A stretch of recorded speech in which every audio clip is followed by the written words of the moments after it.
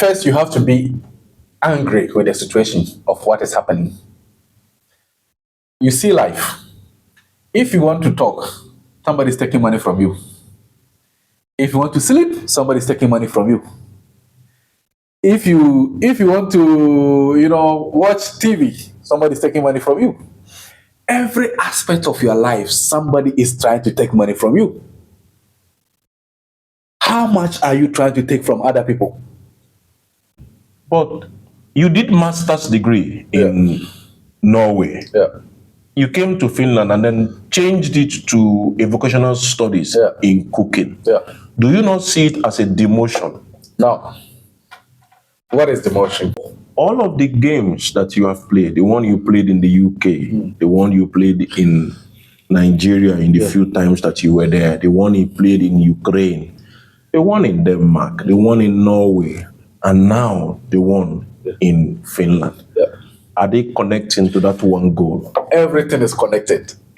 Everything is part of it. That's why I say everywhere you are, your next step is actually the one deciding your next future. So nobody, and even for me, do you know one thing? I never like to play the game of the future. I only play the game of now. It is not really about how much you're saving, but it's about how much are you taking at any given time. You don't have time here on this planet, so impact experience is the main thing. Tell me, what is the most importance of our living? Can you tell me what is it? This system that we are living here, you travel, you come, work, build house, die, go. What do you think is the main reason for this life that we are living? What do you think you take with you when you die? You don't take your wife, you don't take your kid, you don't take your house, you don't take nothing. The only thing you take with you is your experience. So allow yourself for the experience because that's why you're here.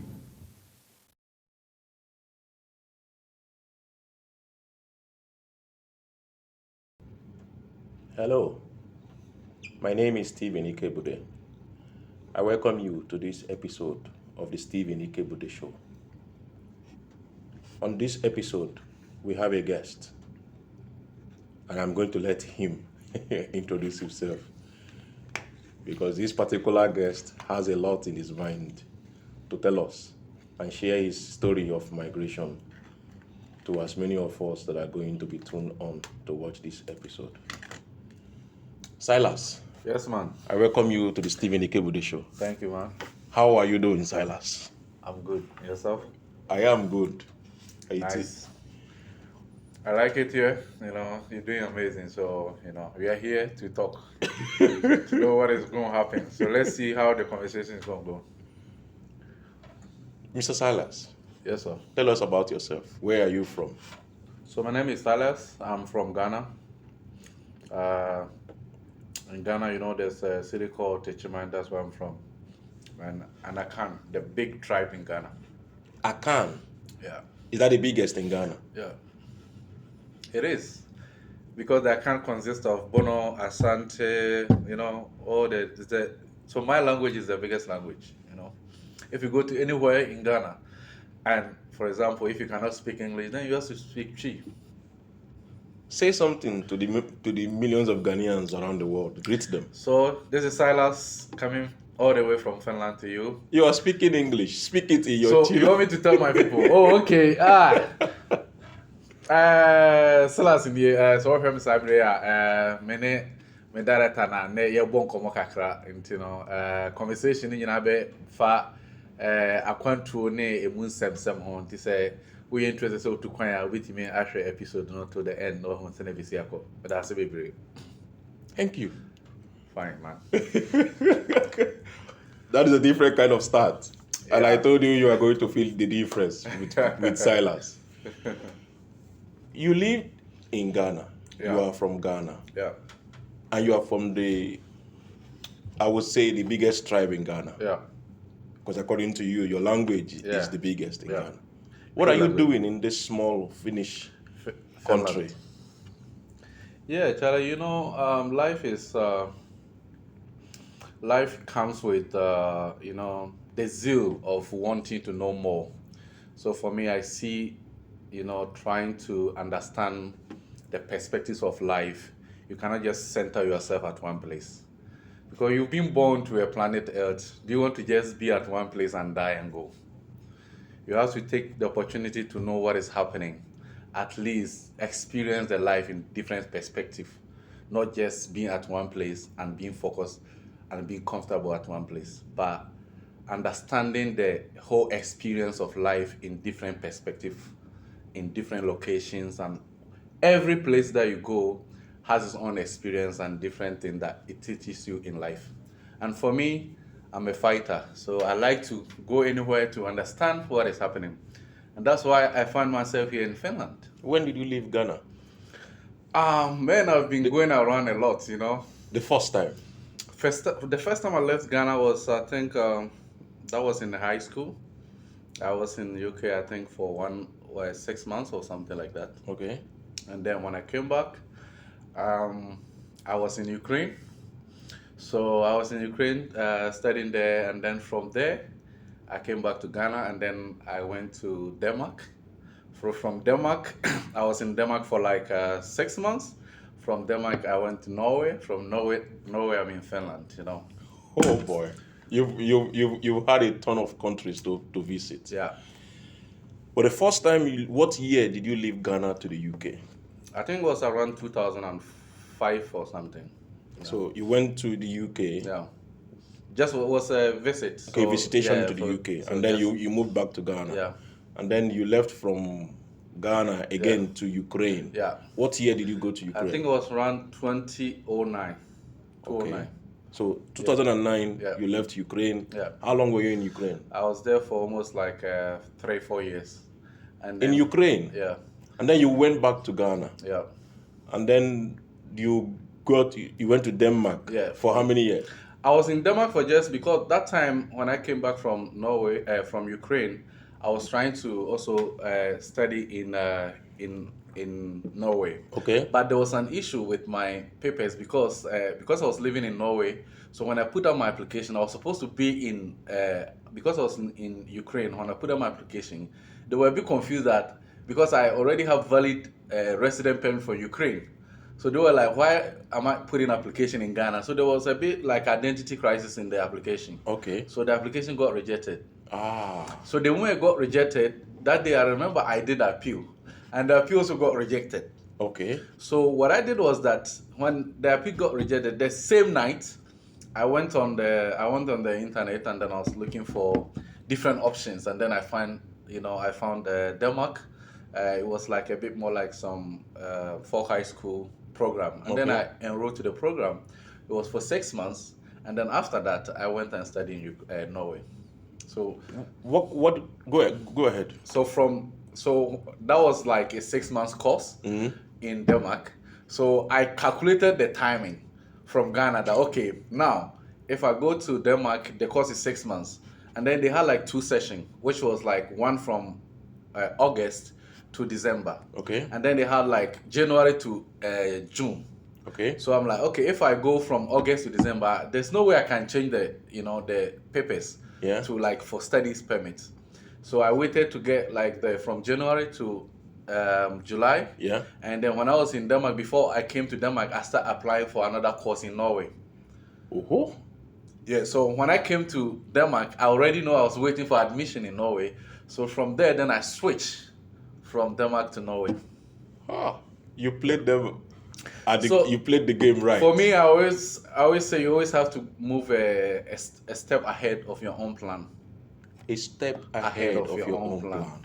So the moment you got back to Ghana from Ukraine, how many years were you in Ghana before you went to Denmark? So when I came, the interesting part of it is that when I was in Ukraine and also I was doing my own business. So when I came back to Ghana, I was still, my business was still active. So I was a bit more active in business, doing my own things. And that time, I must say, around 2005, 6, 7, 8 going, that was when, mobile phone was starting to be introduced to Africa. Okay. You understand?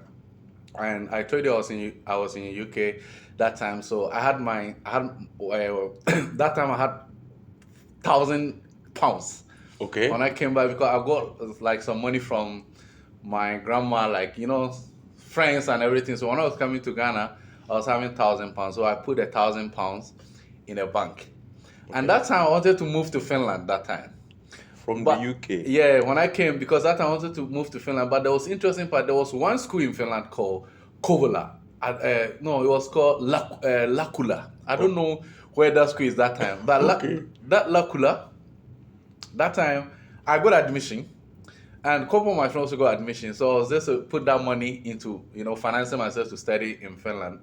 But then issue came that I also got rejected in that application because the school did not have accreditation.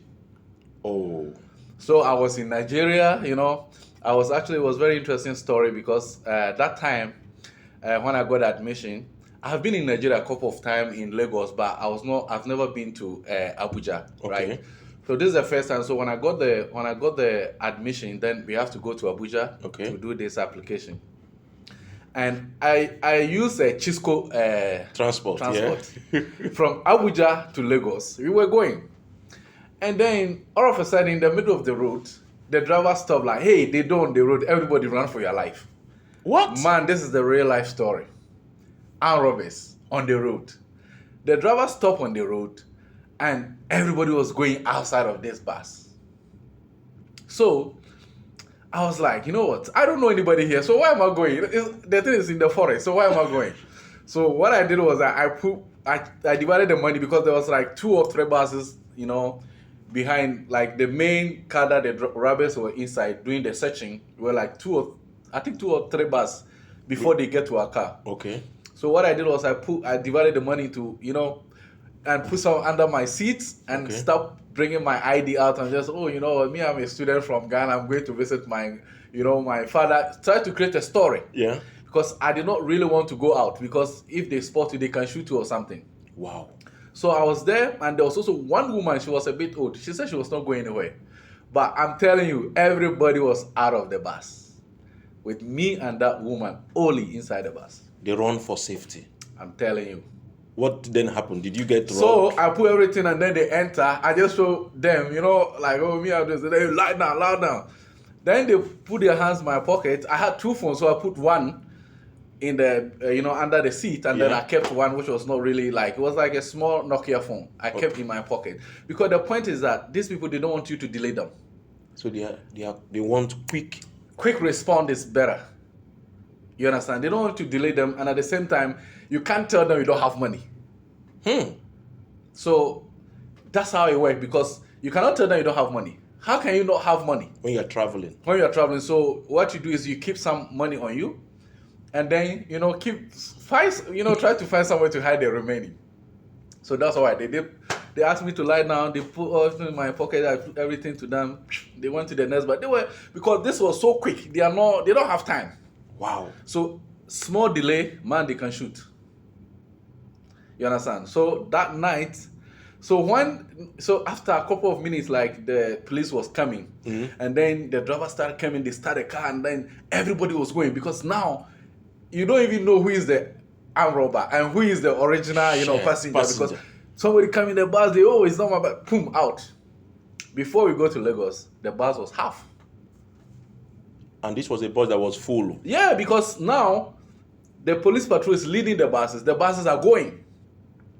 So they cannot stop to wait for everybody to come. So the driver is just going. So if you run and you see any car, is it your car? Then you are running to... So people are just confused. Man, that was a very crazy story at that time. All of this you had to go through just to get abroad. Just to travel to Europe, Man. So what was the year you got to Denmark? So I was in Denmark 2012. No, 2012, ending of 2012, I was in Denmark. So and that was when you started your European trip. So that was when I started my European trip, 2012. So when I was coming, because I changed the course to start in January, I got the admission I got the visa around November, right? Okay. So now I was waiting to go, right? And then what I did was that then I started thinking about my next move, because this is a 6 months visa, right? Okay. So I was thinking about, okay, what is my next move? Okay, now I have to check about Norway. So then I start applying for school from Norway, and then we're hoping that okay, I get admission, then I'll just switch it. Okay. Right. So when I came to Denmark, I was already waiting. So I think it was in April, May, I got admission in Norway. Okay. So then I have to move in Norway. But let me tell you something interesting here that I want your listeners to pay attention. Okay. When you live here in Europe or even anywhere you go in the world, try to read more. Read more about where you're going. Understand everything about yourself, not really about what somebody tells you. But you have to read, you have to understand it in your own way so that you can understand the system and do whatever. You don't have to be listening to, oh, this person said this person, then you get confused. Because in my way, the good thing is that when I wanted to travel when I was in Africa, I was doing things by myself. So I have to always read what is the rules, what are the things happening. So I like to read more on those rules and understand where I'm going. So interestingly, what happened was that the time that I wanted to move to Norway now, I have to, pay my renting, and in Norway you have to pay a deposit. I think that time was around 12,000 euros or something like that. Okay. So I have to make that deposit into the accounts, and then at the same time you have to also get accommodation. Also, you have to make a deposit to register those accommodations. I did all of them, and now I had a decision whether to stay in Denmark to do the application, or to go to Norway to do the application there. Because you had the residence permit already to stay in Denmark. Okay. So now the issue was that even I waited a bit because I have to gather a lot of money. So now, then I read on the online that okay, if you have already a bachelor, you can actually come to Norway and apply for the visa there and live there, and it's kind of like you are a skilled personnel. So the law allows a skilled personnel. Skilled personnel. Okay. So if you have a bachelor degree, that means that you can actually live in Norway and apply for your resident. You understand? Wow. So that law was there. So I'm like, okay, then let me go to Norway and then start living in that apartment that I've rented and then do the application there.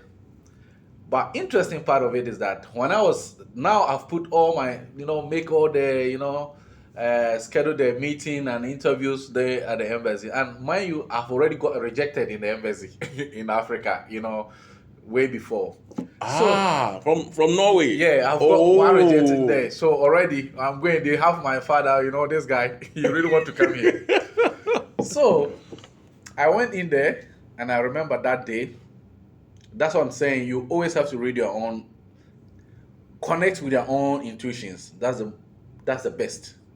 When I was at the embassy, the immigration session, this woman took my documents. She looked at it because now I have only 5 days permit left with Denmark. So it was just 5 days. So I just have to be quick and put my application in Norway and then live in Norway and wait for it. So I went in there. This woman looked at my documents and we saw I can see you got some rejections some year back. I'm like, yeah.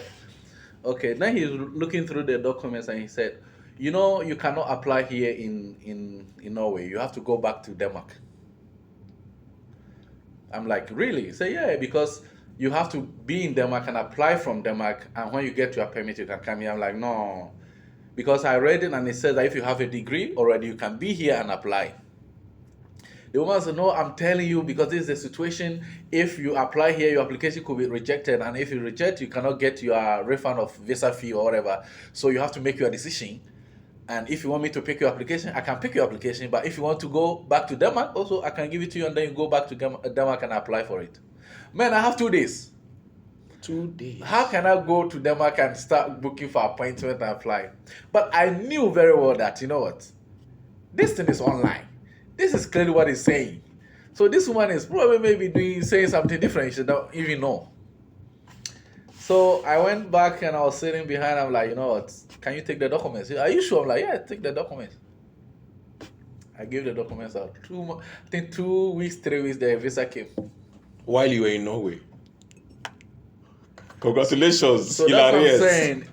It has to be with the way your own intuitions and the way you always want to understand where you're going, and always find the right step, and always think ahead of your step, because every decision in life that you are taking the most important thing is to have a step ahead of your own thinking.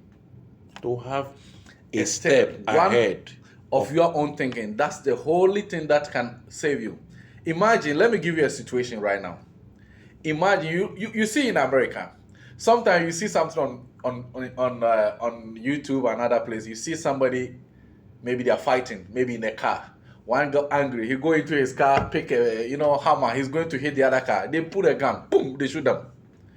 So that is when you think about your own reaction. That, okay, what I'm doing, how is a person going to react to what I'm doing? You understand? Okay, now I'm taking this, metal, I'm going to try to hit this guy in this car. Why? How is he going to react to it?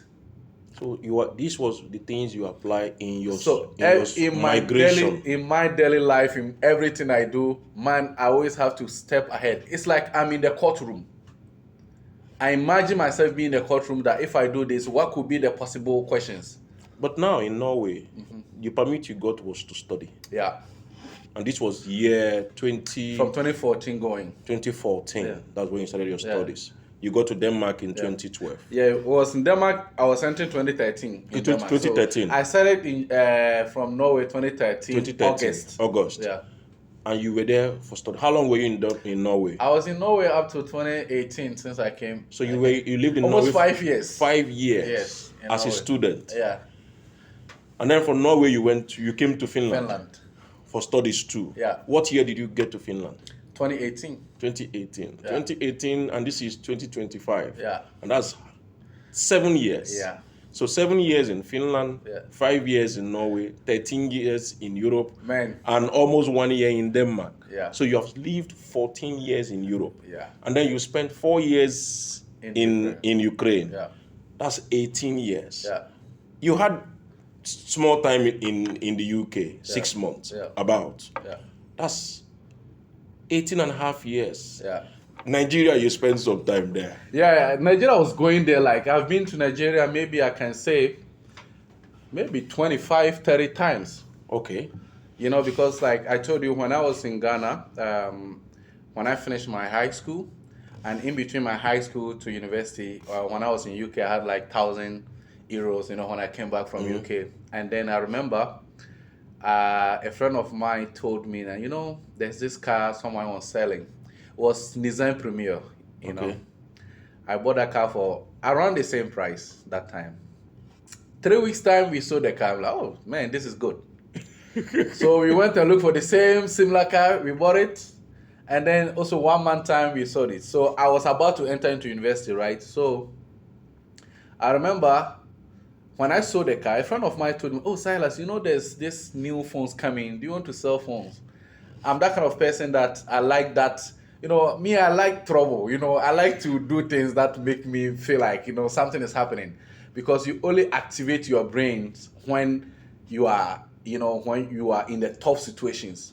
Your brains are always relaxed. So when you want to activate your brains, you have to create some tough scenario or tough situation for yourself. And that's where the brain function proper. So for me, I don't like the idea of being comfortable. I don't like the idea of me trying to be, quiet. I don't want trouble. Is that how you have been able to survive in different countries? Exactly. Man, when I live in Norway, I moved to different cities. I can just sit here and pack like, okay, I'm tired of this city, I'm going to other cities. Because why? When I pack going there, I don't think about, how's job, I believe that every environment has its own opportunity. So I don't want to start thinking what is going to happen there. I need to think about me moving. How many cities do you live in Norway? Norway, I live in almost 4 cities. It's like I got tired, in the city. Mention the cities. I live in Oslo. I live in Oslo. I was also even going to school in Oslo and coming in Trondheim, in Bergen. I was almost around everywhere. Did you do the same in Ukraine? In Ukraine, no, because I was in school, so you don't go around like that. But even in Finland, how did we will come to Finland. Finland is where we are right now. We are in Vasa. Yeah. Silas used to live in Vasa. You moved from Vasa to where? Senayoki. I was tired. I'm like, what? I'm going to Senayoki. You moved from Vasa to Senayoki because you were tired. Yeah. But you don't live in Senayoki now. Yeah, I moved to Helsinki, move around. Man, I'm here. How many cities have you lived in Finland so far? Now 3. Vasa, Senayoki. and then Vanta, and then doing some course in Porvo. So Porvo is not Vasa. So Yeah. sorry, Porvo is not Helsinki or Vanta. So Porvo, Vasa, 4 cities moving around. Shit, man. But to be able to get your story in the right perspective, the 4 years you spent in Ukraine as a student, how did you survive there? Okay, like I said, for me, my story has always been very interesting story because I don't just move, I move with my own. If I'm taking a decision, I believe that your own decision is yourself. Before I moved to Ukraine, I have already established successful business in Ghana. And that's what I was telling you that I was in Nigeria for almost 20 times. Around 2005, 6, 7, 8, 9, that was when Finland was on top of Nokia, producing Nokia phones. Yes. And in that time, I had a mobile phone shop. And I remember, that was what the story I was telling you, that at that time, when I just sold my car, a friend of mine recommended that, you know what, why don't you just go into mobile business? And I wanted to start school that time. So I went to my mom, like, I want to start a mobile phone shop. And my mom was like, no, you have to go to school. You can't start anything now. Wow. So what I did was that, I'm like, okay, this woman, she don't know what I'm trying to do. So I, actually ignore my mom. I went ahead and opened the phone shop. I operated the phone shop for almost 2 years. My mom never knew about it. But in that way, I was always telling, a friend of mine wants me to take care of this business for her. But she don't know. And I was in school because also I saw one guy who was much more older than me. I think that time he was like 40 years. He was not really doing something. So he was like, I can take over the business for you. So in that time when I've already started university in Ghana, so every weekend I'll go to take this yellow car to Lagos in the evening, all the way to Lagos, buy my stuff, return in the morning, and then go back to school. When I was in Ghana. In the weekend? Yes. To keep your phone shop business going? You will move. Yeah. You will travel from which part of Ghana? Yeah, I was in Detachment in Ghana. Okay. So then from there I come to Accra. Then in the foreign nights, all the way from Accra to Nigeria. To Lagos, Nigeria. Yeah. And then buy stuff and come. In the night? Yeah. Or you buy in the morning now? No, we go in the night and then you are there in the morning, you get your stuff. In the evening, you jump into another bus back to Ghana. 24 hours? Yeah. From Techima to Accra to Lagos, back to Accra, and back to Techima. Yeah. And then that same morning, you go to school. Man. Chale. So I think it's also like a story where I always say that life is life. How long did you do this? Sorry. I did it, my phone business I think I closed that phone business, I think in 2017, because I run the phone for a very long time actually. But I got to a time where I was not actually, I gave it to I did not really want to put a lot of it into it. So I just, You ran your phone business for 2 years without telling your mom? Yeah, 2 years. At what age did you do this? I was in 18, 19, man. Shit, man. When you have a business mindset, you think different. And one thing is that a lot of people think that you have to reach a certain age to do something. I was always having a timing. I was always having my own time. Life is about programming your own timing based on what you want to achieve. You understand? I set a target that I don't need to be 35 before I finish building my house. I don't need to be 40 before. I have to do all these things before those time. You understand? And that in that way, the way you think as a child also have a lot of impact on how you grow. And because your mind is actually the main vessel that you're using. And the mind is the most important gift that we got from God. It is everything is centered inside the mind. How you program your mind is the main thing. When I was a child, I never celebrated Christmas. You understand? Christmas Day, we go to the market. My cousins, everybody, they will pick their shirt. They will start paying them. I'm like, okay, how much is my own? Okay, it's 200 euros. Okay, give me 100 euros. Cash and forget about the shirt. Because why was I thinking like that? I believe in the cash. So when we go out And my friends are, my cousins are wearing their shirt. They don't have money to put anything. Like, now, let's go here. I have the money. You understand? How can I wear a nice shirt? I don't have money in my pockets. You get what I mean? So you always go after the So money. I always go after the cash. And growing up, I was in a boarding house. And in that time, I had a family whereby I was making 100% of the decision by myself as a child. So sometimes, especially during the vacations and Christmas, I have to go to my mom, get my school fees, everything. I come to the school with my school fees. I divide into two, pay half, use the remaining, give it as loan to my friends who want to go home. And for example, they don't have lorry fare to go home. I'll give it to you. Okay, when you come, you pay me a profit of this when you come. And when kids are coming from school, they are coming from home to school, they have money. Because their parents are giving them money. But when it's time for them to go back, like during vacation, they don't have money. I know those times there's nothing like mobile phone transfer. There's nothing like all this. Oh, I'll send you money when you're in school. Nothing was happening. I would divide my money into two. My school fees, I would put it into two. During midterms, midterm or vacation. Yeah. Do you have money to go home? Do you have money for transportation? If you don't have, Come to Silas. come to me. I'll put your name down. Okay, if I give you 100 euros, if you can, you pay me 120. Did you do this business in Ukraine? No, in Ukraine, I did not really do those because, Ukraine, one thing is that in Ukraine, most of the people there most of them were rich. And also, it's a land that you cannot, a lot of things like is control. You understand? In terms of money and everything, is really control. So when I was in Ukraine, because I actually used my mobile phone business to sponsor myself to Ukraine. Okay. Because when I was in university in Ghana, then I really wanted to, explore. So when I started doing business and then the business started going well, I'm like, okay, then I can pay for my own thing to go to Ukraine and study. And I tell you, that time, having a mobile phone business is like running a gold business. Wow. Yeah, because the profit margin was almost like 60-70%. So you made a lot from it. So I make a lot of money. You never had to work in Ukraine. No, I never work in Ukraine. As a student. No, I never work in Ukraine. The only time I work in my life is when I came to Norway. That was the first time I've ever. Now I'm going like, oh, this is the time I'm going to start experiencing working for somebody. Because I started into business like right after high school. So at that time, something was happening in my brain. And that time I remember when I got into the mobile phone business, and what happened was also that I got a lot of people who trusted me, especially they were going to China and UK bringing BlackBerries and all these kind of phones. And I was very young. And for me, my passion was more like when I'm doing something, I don't really connect to what I do. I allow the thing to flow and I just go through the experience, because when you connect, the more you connect to things you're doing, you add so much emotion to it.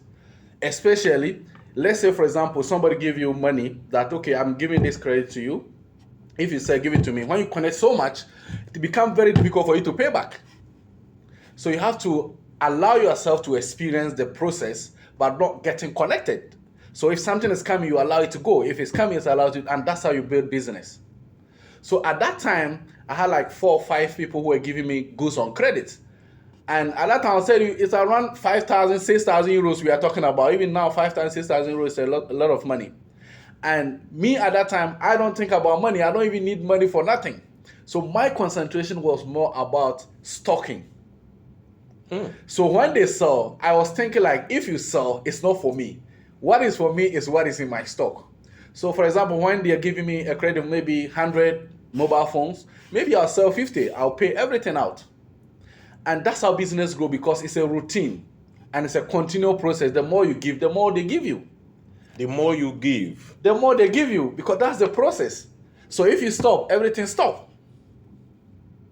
You understand? And that's why mostly when people are running business and they get connected to the money, maybe the business falls because they get so much attached to the money. As a student, studying in Ukraine for 4 years, you never had to work. No. One day. Yeah, no. And then you went to Denmark. Never work. You never worked as a student in Denmark. No. You were in Denmark for less than a year. Yeah. I never worked. So your first time that you had to experience working for as anybody as an employee. as an employee in your migration was in Norway. Not even in the UK. No, I never work. Man, I think about like because if you create income stream, it releases stress for you. You understand? One thing that make people struggle, and one thing that make and even people don't even value their own self, or make you even yourself as a human being not able to connect your own pride, is because you have to get the money, right? But the question is, where is the money? How do you get the money? Is it about struggling hard, or is it about understanding how money work? As a young person, you already knew how money worked. I knew how money worked when I was a child, because I understand. That's why I never want to buy what do you call it, Christmas clothes. I want the money. You understand? And that's why when I was in school, I can actually make sure that I put my own school fees into investment by giving it to my friends and getting the money back, because I believe in the doubling process. What was the first thing you did as work in Norway? Dishwashing. You know what happened? And that's what I'm saying. It's all your mind. When I got to Norway, I remember a friend of mine, we both, have to work. And I told you, this is a very huge, interesting story in my life in Norway. And I remember that company I work with, I'm still their nightmare in that company, because I changed everything in that company in terms of how they treat, immigrant, and how they do things and all these things, Because why was I able to do that is because I always have my own other sources. So I make sure that what needs to be done needs to be done. You understand? And I have my own pride, because this was my first time experiencing going to work for somebody. And that whatever they are doing there, I have done it over and over. I have people working for me. You understand what I mean? And I understand how business operates, and I understand how business work. So when I'm working for somebody, Superman, man, I don't joke with it, because every business person, you understand that if you're working for somebody, the way you do things is the way it comes to you. So I make sure I do all my all. So even I remember my friends were telling me, Silas, do you think you can do this work? I'm like, man, I can do this work. But the only thing was that I did not want to do was posting. Okay. Because for me, I don't like to wake up in the morning. So I remember when I went to Norway, and then that my friend, I asked him, what is the job here? He was like, you have to share papers in the morning. I'm like, is that the only job all the immigrants are doing? He's like, the paperwork is. I'm like, okay. So one day I went with him in the morning to try and see how it works. When I was there, I was actually watching him, and I'm feeling. He did not have a car. He was using bicycle, so we had to use a bicycle the whole night. So we came back. I told him, man, if this is the only job here, I'm going back to Africa. You did what? I told him that if this is the only job here in Norway, then I'm going back to Africa. You understand? And this is the only job you have to do. I'm like, no, let's try other things. So that was when I told him, let's go and try other things. Me, I'm not going to do this one. We need to try something else. How cold was it? It was in the winter, so it was really cold. Around the negative. And he was using bicycle to deliver papers. Yeah, he was using bicycle. I'm like, man, if this is the only job here, I'm going back to Ghana. So I think 2 or 3 days after, I told him, let's go to the city. Let's go and look for a job. Is there anything? I did not have any idea about like dishwashing and all this. I did not really have any idea about it. So I was like, okay, let's go to the city center. So we went there, and then we were there. I'm like, but restaurant jobs. I'm like, yeah. And then my friend, like, yeah, you can get also dishwashing and all that. So we saw one restaurant, and like, let's go there. We went to this restaurant. We're like, hey, we're looking for a job. Is there anything? They were like, yeah, we have some place, but can you work today? I'm like, yeah, we can work today. Me, I can start now. So that day we went there, it was the same day I started my job in Norway. As a dishwasher? As a dishwasher. What city was this? It was in Trondheim. Wow. One thing. When I started dishwashing, my friend was like, do you think you can work? I'm like, man, me, I'm not lazy. I've always been working, I work so hard. I do everything. So this is chilling. And for me, I like things that are busy. I like stress. When people are stressed, I'm more productive in stress than not being stressed. People like to go to maybe workplace, they don't do nothing, they just want to sit there and watch whatever. If I come to a workplace and there's nothing to do, I'm not coming the next day. You understand? Wow. Because I cannot be sitting. It's more painful sitting there and waiting for the clock to go than just being busy and get things done and go. So you always go for getting busy and getting things done. That's the whole point. Because why would I want to go and stand there just, life is not like that, man. And I think that everywhere you are in this life, I say that wherever you are, even working, whatever you're doing, understand that there's a reason why you are there. And make sure you put your 100% at every situation you are. Because that actually creates the future of tomorrow. It's like going through the steps. When you are legs on one step, you need the strength to move on to the other steps. Yeah. So sometimes people think that, maybe, I'm doing this thing for a while, I'm going to do the other thing, so I don't care about this. But I'm telling you, your next future depends on what you're doing now. So as a migrant, everything you do, put in your 100%. 100%. Because your 100% creates the future. Your 0% create also the future. So I have my own calculation. Effort, 100% effort plus now creates the future of tomorrow. Say it again, please. 100%, effort. Yeah. Plus now. Which is the current, creates the future. Wow. How can you have tomorrow when you have not settled today? You understand? So the activity we're doing today and everywhere we are today is the one creating the future of tomorrow. So you don't even have to focus so much about the future, but focus about now. And that is what is affecting a lot of people. Like you see a lot of immigrants here.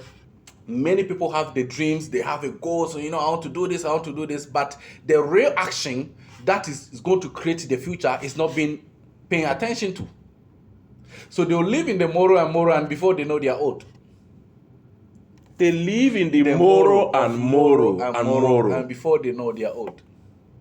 Oh boy. Shit. Because it never ends, man. Tomorrow never ends. Have you seen tomorrow before? When the next day comes, it's another tomorrow. So every life we are living is now. Every life is now.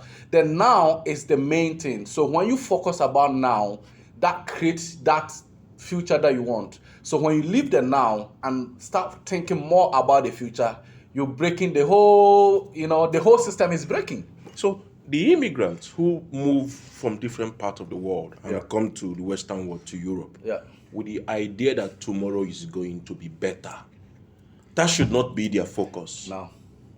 You see, let me give you an example, When you come here as an immigrant, you sit here, you are working. You also have to understand that the work that you're doing is not going to be the same. So you start making what you're doing counting. That, okay, what I'm doing now, what I'm doing today is not going to be there tomorrow. So what is the thing that I'm using right now to take myself out of what I'm doing? So if I'm doing something that I'm not happy about it, my excitement, when you see me here, those days when I'm working, I'm going out, I'm happy and on the street because I know I'm making the kind of now to take myself from the situation now. So I don't want to see myself being here 1 year and then another 1 year at the same place, because you have to add value to yourself. Life is about adding value. And it's about creating more experience for yourself. You cannot just be enjoying one or be in one experience for a long time. If you take it for example, even if you're working in a normal corporate or office, you're working and you reach a point they're like, we want to promote you. What do you think promotion is? Promotion has nothing to do about money. It's about making your experience grow. So maybe they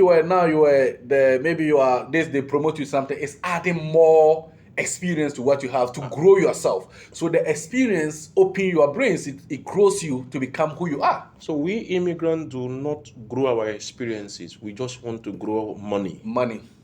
So you see a lot of immigrants, they've been here from maybe since they came here. What they've been doing from since they came here is still what they're doing. They have never had any value. They think value is money, but it's not really about the money. It's about creating something that will last. And the whole perspective of even if you come here or how you can be more, you can add value to yourself in the society also depends on you. Me, I have never been to any job place, I never get a job. You know why? No. There is no single interview I've gone that I'm going to look for a job and I don't get it. You know why? I don't. Please tell me. Because when I come to the interview, I know my own value. You are not going to be the one to tell me my value.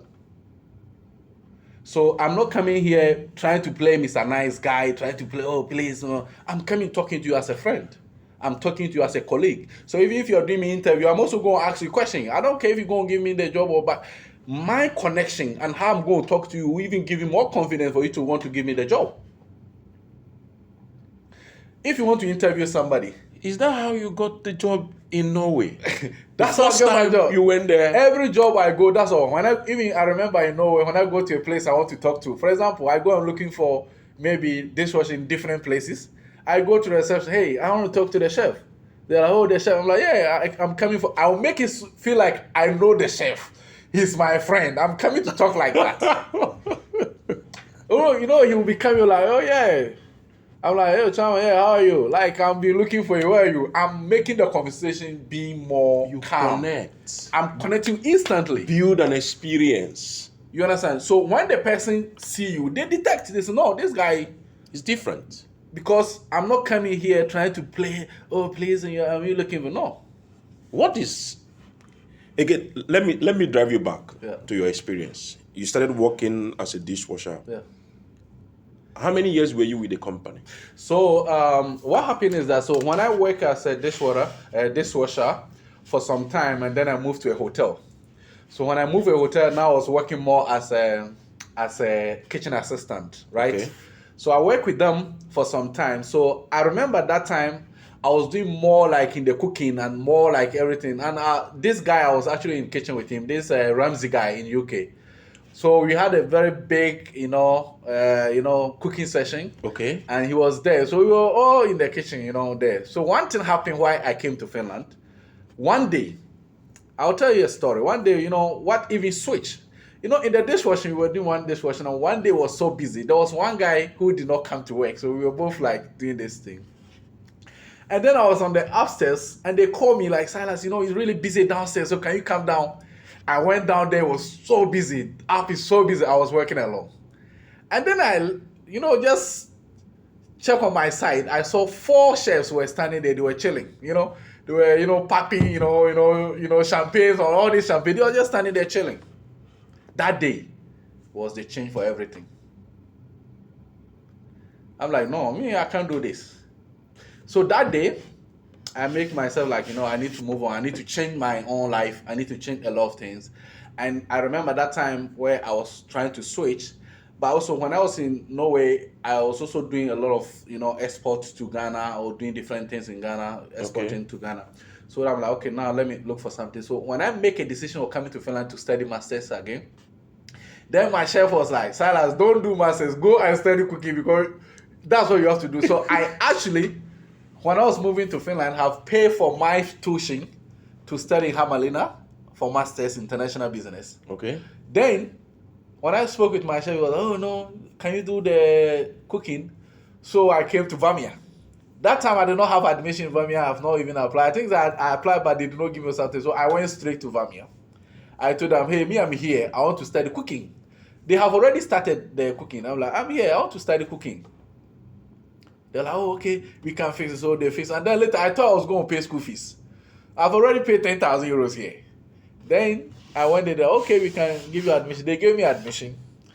I asked about tuition. They said it's free. I'm like, oh, this is good. So like, okay, this is good. So instant, I pick the thing, everything, just get documents fixed and switch. And then I send the school and say, hey, I'm not coming back to the school again, so can you send my money to this account? I send them over this, transfer my money. I'm like, okay, now I'm done. That was how you came to Vasa. Yeah, that's how I came to Vasa. That's what I'm saying. Life decision, you don't need to hold on. You have to make quick decisions and confirm your own decision, because every decision is an experience. So there's not even bad or wrong decision.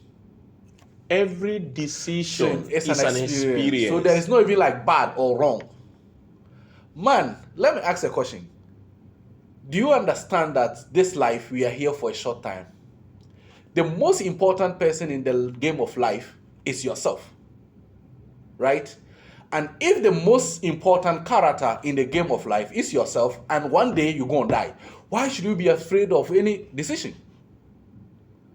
Why should you be afraid of the experience? Okay, I put money here and it lost. I lost the money. So what? Then let's try another thing. Put it here. Okay, let's try another thing, because that is the whole excitement of life, is allowing yourself for the experience of life and taking that experience and using the experience for other things and using for other things. So you don't just come in and say, oh, me, I want to be comfortable. Oh, me, I don't want trouble. You don't want trouble, you're going to die. What is it? If you die, the story is over. What did you do to those 4 chefs that were doing nothing when you came into the kitchen? I went there, I learned, I just digested, like, you know what? I want to be on that side also. You want to be on that side where they are chilling. Yeah. For me, I say life is the growth. It does not matter where you start from at the bottom. But what matters is whether you're going to move or you're still going to stay there. So when somebody come here, I say, if you're an immigrant, you come here, it does not matter, you're going to do cleaning, you're going to do whatever you want to do to get yourself.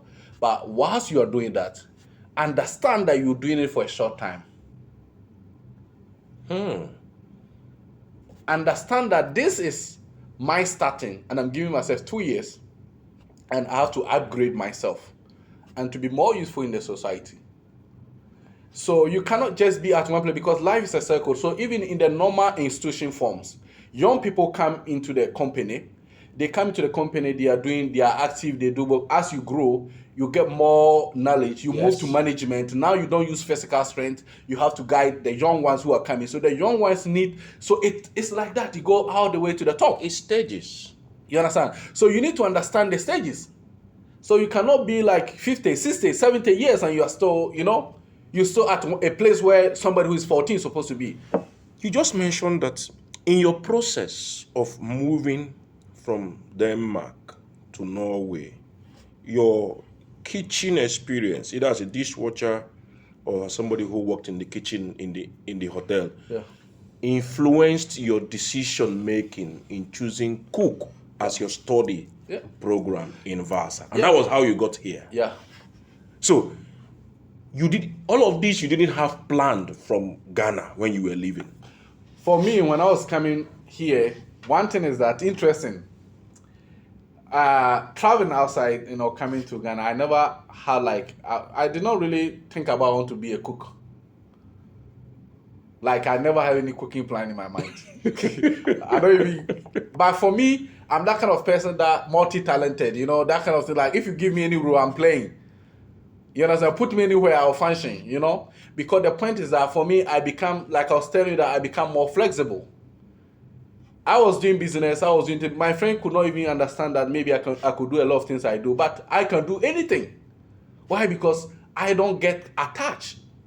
You can do anything because I don't get attached. Wow. What is the attachment? If you go even into the Bible, it clearly says the importance of detachment.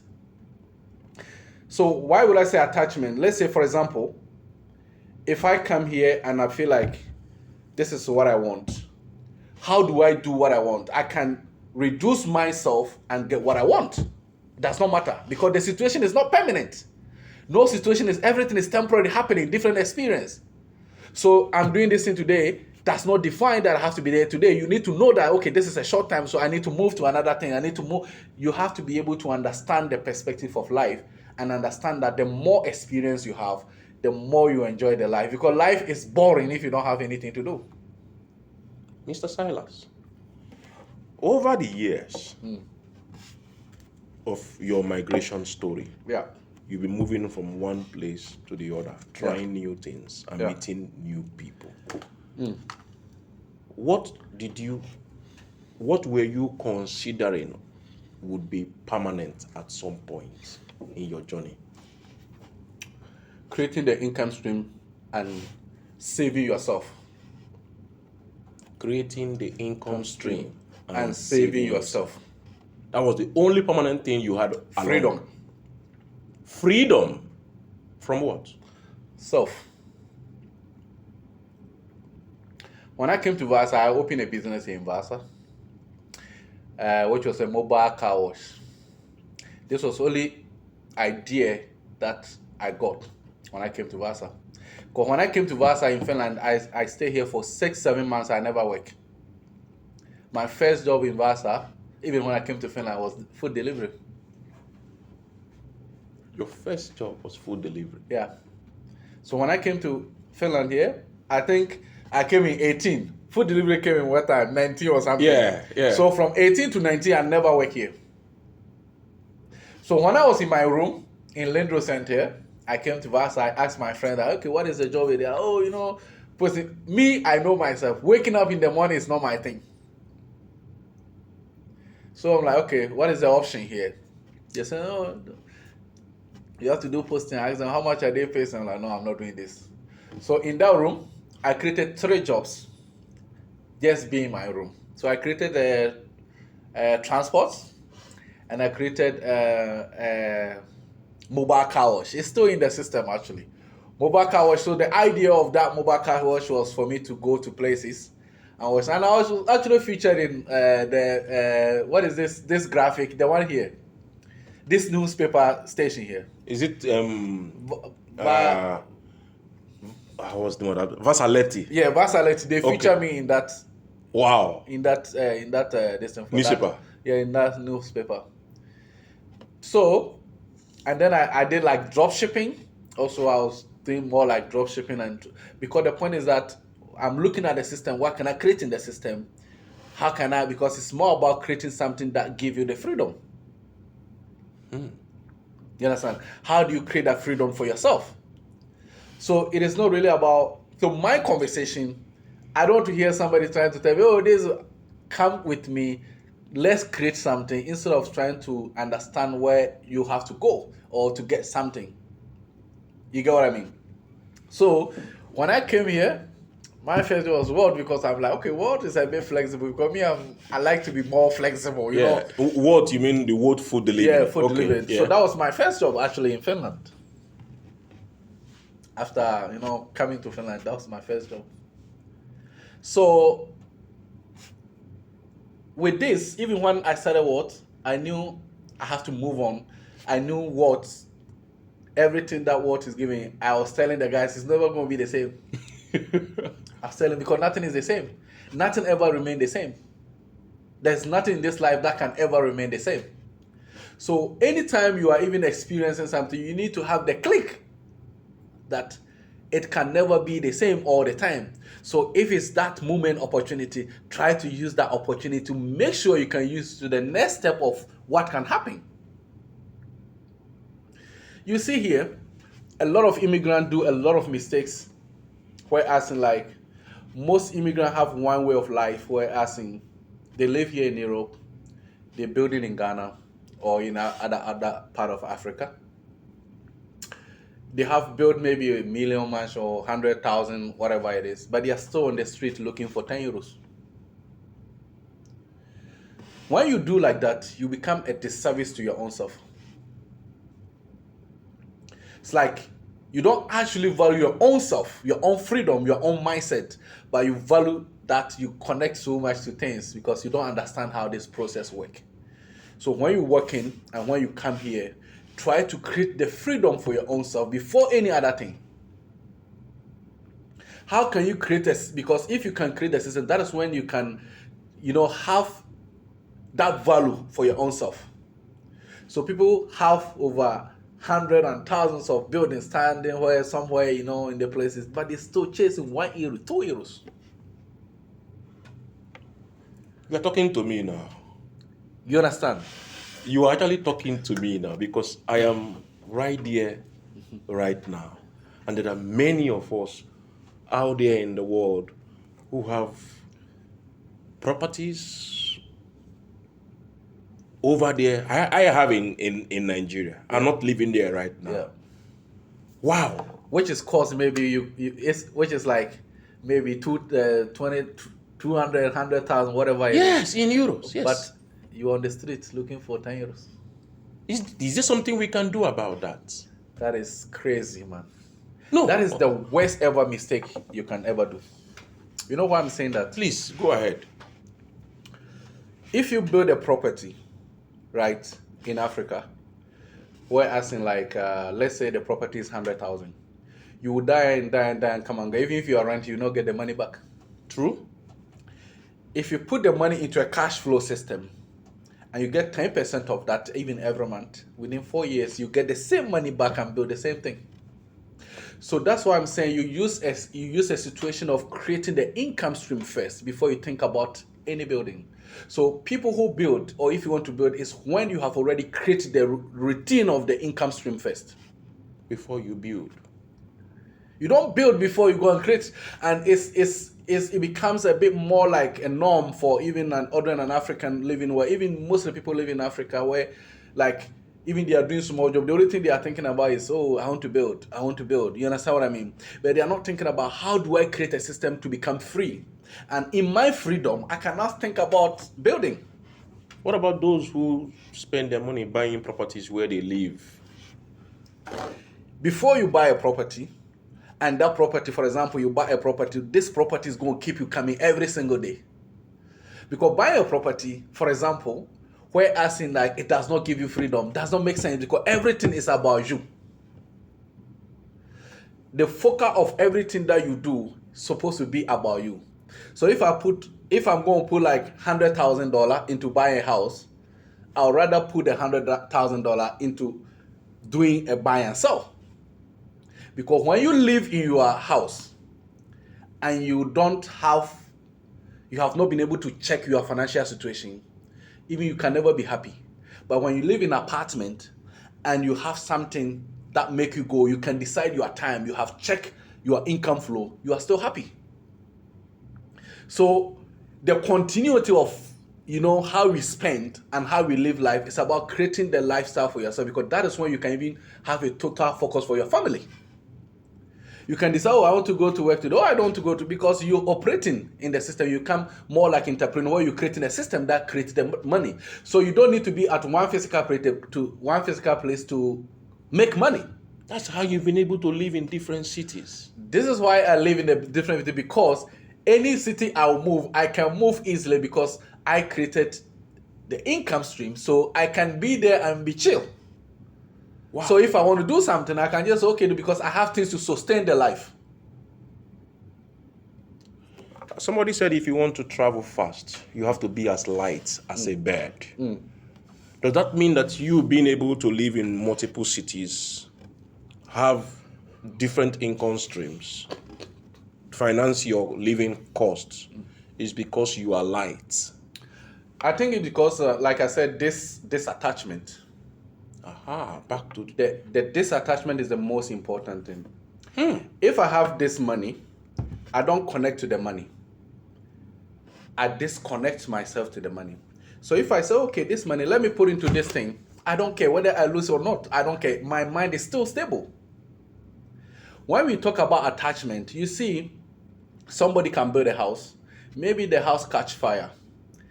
In the next day, you see them, they start going mad. They start losing it. Why? Because they connect their soul into it. They connect their energy into the things they do. So even though you see people having a house, maybe they can even sell the house and make money and use the money to invest and free themselves, you will see them still on the street because they are so much attached to that thing, they don't want to lose it. Wow. This is a different kind of concept that most of us immigrants do not have. When we come here, we attach. We're attached to our work, we're attached to the lifestyle. Everything. And before we know it, time has gone. Time is out. And like you said, the tomorrow.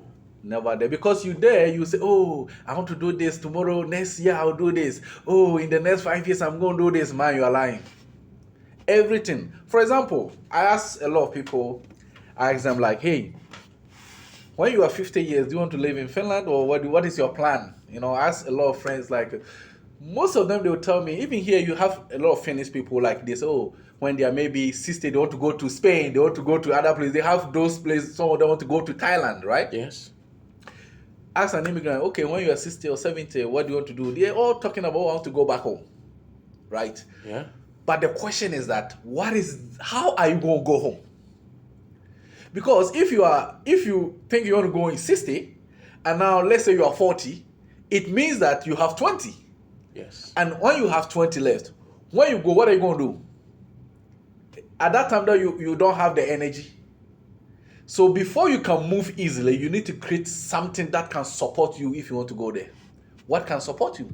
Income stream. It's not a house. Right. You have given me the way this thing is coming. You are Silas. You opened now a different area for consideration. Yeah. Many immigrants think of going back home. That's very true. And they are not thinking of how they'll go, when they are going to go home, and what will sustain them when they go. On this, we are going to take a break, a very short break, and we are going to be right back to continue this packed episode with Silas. Thank you, and see you in the next concluding part of this episode. Remember, you are still tuned to the Stephen Ikebude Show. Do your best to stay connected by subscribing and clicking the notification button. We'll be right back. Have a good one.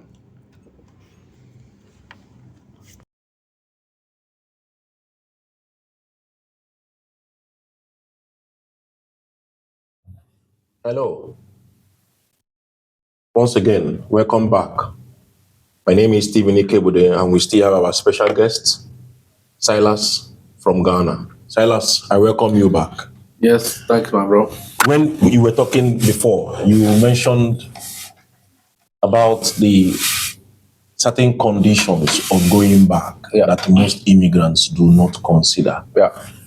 You mentioned that immigrants always have desire to go back at some point when they become old. Yeah.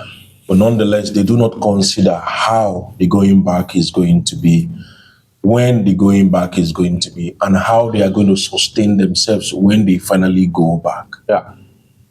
Silas, is there a way around it that you can tell people to consider their now instead of focusing on the future that is not yet here? The only solution is trying to understand that this life that we are living, I want everybody to understand, to accept the fact. There's something that's reality and something that we don't want to hear. I want everybody to understand that you are not here for long time. Don't think and do things like you're going to be here for everlasting, like you are always going to be here on this planet. That's not how the game works. Think that, you are here for a short time. So give yourself like, oh, if I'm going to be on this planet for maybe 100 years, how old am I now? Okay, half in between 10 to 20. So then what am I supposed to do now?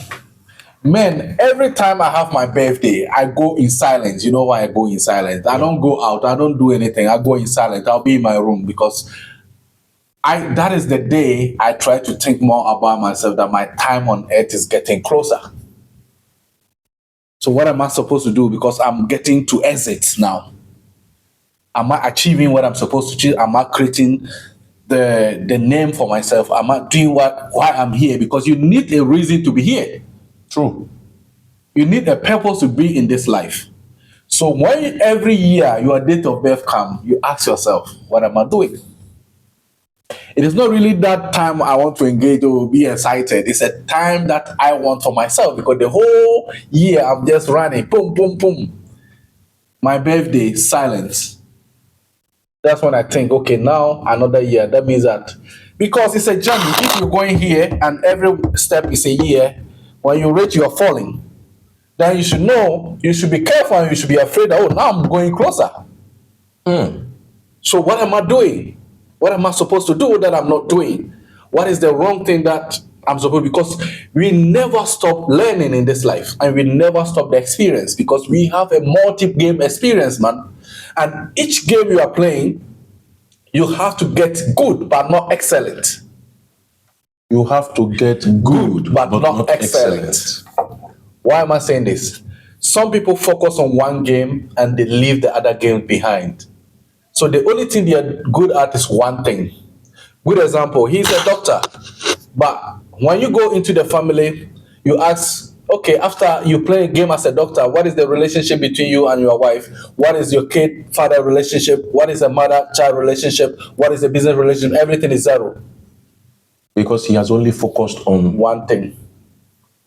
So practically, if you want to understand the game, you have to have like 100 balls, round balls. Like this table, you throw them and they come to the other end. When you throw them, they are going. Your focus is to make sure that it doesn't fall. But when you keep them on that space, when they start hitting each other, don't worry. It's how it's supposed to play. The goal is to make sure that all the game can go to the end peacefully. But when you start focusing on one, you lose all the other games and they fall. All of the games that you have played, the one you played in the UK, the one you played in Nigeria in the few times that you were there, the one you played in Ukraine, the one in Denmark, the one in Norway, and now the one in Finland. Yeah. Are they connecting to that one goal? Everything is connected. Everything is part of it. That's why I say everywhere you are, your next step is actually the one deciding your next future. So nobody, and even for me, do you know one thing? I never like to play the game of the future. I only play the game of now. And most people, even though we are in the year 2025, right? Most people are living in the past and most people are living in the future. When you see people who are not doing well, when you see people who are angry, when you see people who are frustrated, it's because they are living in the past or they are living in the future. They are not living in now. Good example is that there are some people you see them, you discuss issue with them, like, hey, you know what? I have this idea I want to do. This plan, I want to do this. They tell like, oh, but what do you think? Do you think it's going to work? I don't think. I know somebody who did that did not work. You know why? Because they are more in the future. Because when they want to do something, they actually go into the future and they start thinking and taking the result of the future and bringing it to present and accepting it, and then they don't do nothing. So in this example you gave now, the person referenced somebody did it in the past. It did not work. And then they go to the future and bring your own what idea, and they go to the future and bring your ideas. Oh, it's not going to work. And they bring it in the now. Without trying the now, without putting it to work. Because the now is a game changer. Everything is now. Immigrants move from Ghana, from Nigeria, and different parts, for instance, to Finland. You have spent around 18 years abroad in one way or the other, either as a student, most of the time as a student. But you did master's degree in Norway. You came to Finland and then changed it to a vocational studies in cooking. Do you not see it as a demotion? No. What is demotion? Let me say something. What happened was that, you see, I'll tell you a story. When I came to Finland, and my chef told me that, you know, when you get the cooking, you can easily come and become a chef. The moment I finished school, I finished before all of the students, actually. When I started, they started before me, but I finished before everyone. Why was that? Because when I came, I already have the experience. I was working in Scandic here, also working Scandic, so I did almost all my practice as quick, you know. The moment I finished, I got my first contract in Norway, but I did not go. The moment you finished your studies in Vasa, Finland, I got my contract to come back to Norway. You got your first cooking contract in Norway. But that I was also working in Scandic here. I was working in other, because when I was in Norway, I was working mostly in Scandic Hotel. So I work in Scandic Vasa, I work in Scandic Sinayoki also. So when I finish, they send me my contract to come to Norway Voss in Bergen. But then I have changed. I'm like, you know what? Now I don't want to be there, like I want to do something else. And that's when I shift because I was trying to now focus more about my how I'll create something in business or something that will give me the freedom I'm looking for, because everything, my main focus is about my own freedom. I don't care about the money. The only thing I care is my freedom and my peace of mind. I can decide I want to go here today and I'm there. I can decide I want to go here and I'm there. But when can you do that? It's when you create the system that can function that lifestyle. Wow. That can support that lifestyle you want. Because deep into your own height, deep into your own self, you have something that you are always looking for.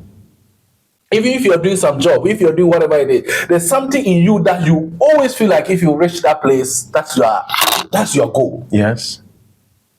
But then you think about it, but you don't take a step towards that. Why is that we have these thoughts and not take actions? Because fear. What about for those who have present conditions of renewing the residence permit and they have to stay locked in what they are doing and not think too much about the future or take the actions they need to better their tomorrow's lot? You see, when you are here, you work, you are taking, it does not stop you from doing any other things. You understand? There's something called income stream. Okay, you work in the system give you money. What do you do the money? What do you use the money for? Building a house in a place that you are not even interested in going. Putting the money somewhere that you are not getting, because you have to understand that what you are doing today, even if you are working because the system requires you to work, and I've been in that situation also. If you're working that the system requires you to work, that time you have to know that it's temporary. So if I'm not happy, but I still need to be here, then you need to give yourself time that, okay, after I'm done with this and I'm not going back anywhere, you have to be able to decide what you really want for yourself. And the whole point of being afraid, the whole point of, I don't know what is going to happen, man, you're going to die. Think about it. So what? Because the game you are playing, you're going to be out of the game so soon, but you are there complaining, somebody cut me, you are talking to coach, referee, this, the game, we are taking you out of the game. Do you have time to complain? Yeah, time. We do not have the time. You don't have time here on this planet, so impact experience is the main thing. Tell me, what is the most importance of our living? Can you tell me what is it? This system that we are living here, you travel, you come, work, build house, die, go. What do you think is the main reason for this life that we are living? What do you think you take with you when you die? You don't take your wife, you don't take your kid, you don't take your house, you don't take nothing. The only thing you take with you is your experience. So allow yourself for the experience, because that's why you're here. Experiences. The experience shaping your spirituality. The experience shaping who you are. It is not really about, I have a house. It's not really about, I have a car, because those are a physical thing that support your life to be able to experience. For an immigrant, at what point did you come to this conclusion or realization after you have lived about 8 years abroad? It has always been with me. That's why I told you that I moved to places, because I'm living life as an experience. So if I'm here, I want to understand what is here. I want to move here. I want to understand the experience of life. As a student, you never had to work in the UK. Yeah. You never had to work in Ukraine as a student. You didn't even do one-day work in Denmark as a student. Yeah. The one you did in Norway was for you to have an experience, and you began with a dishwasher. Tell me, do you not think that experiences cost money for people who are migrants abroad? You see, everywhere you are in this life that we are, the way you think about life and the way you see life shaping the way you think, and even when things are happening to you. True. You understand? Me, one thing is that a situation happens. Everybody have the way they analyze situation. Everything we are doing now here in this life, you build a character of an experience. So when you are at a place you're working, maybe you are there for that experience because why? Because even you have to learn how to even appreciate somebody. You understand? Yeah. You'll be at a place, maybe you are the lowest, but by also maybe you are learning how to understand how to be humble. So when you become rich today, you're still gonna be humble. You understand what I mean? When because in those experiences that you're having, trust me, there is always a window door. There's always a window exit there for you. You never get caught in that experience, but there's always a window For you to exit. Yeah. Because life is a choice, and each choice has its own experience. There is no any good experience or bad experience. All of them are good.